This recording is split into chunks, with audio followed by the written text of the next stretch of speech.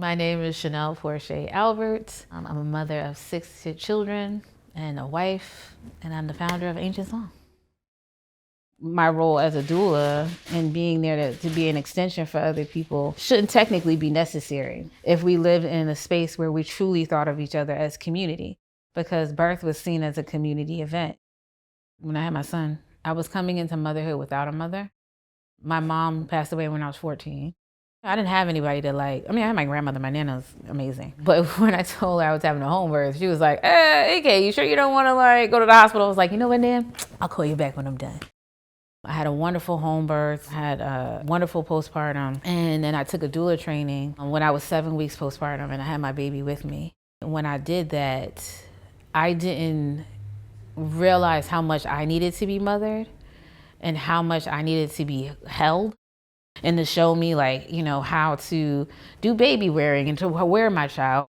I took the doula training, and then I started to take on births for people who were low income, people of color, who were going to public hospitals, and I started to see the stark difference in how people were treated.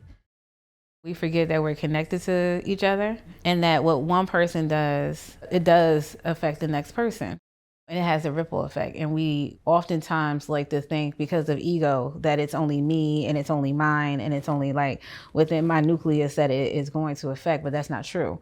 Because when you have masses of individuals who are thinking that one way, then you can see how infrastructures and how systems then begin to break down, and then they no longer work for anyone.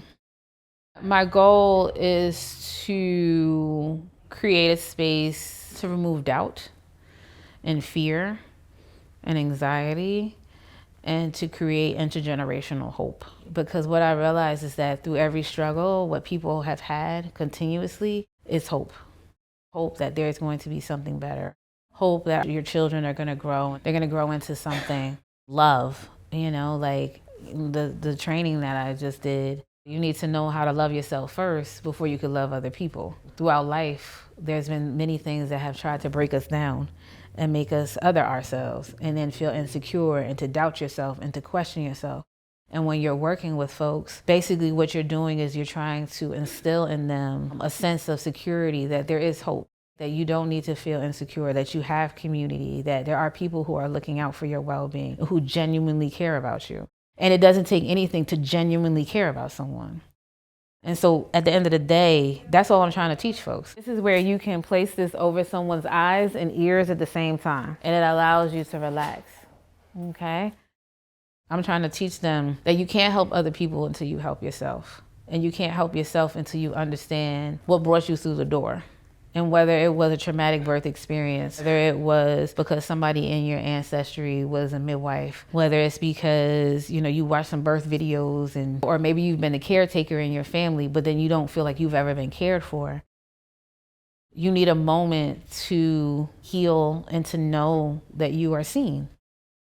That's basically it. I'm not trying to do, anything other than make people feel loved. All right, wonderful.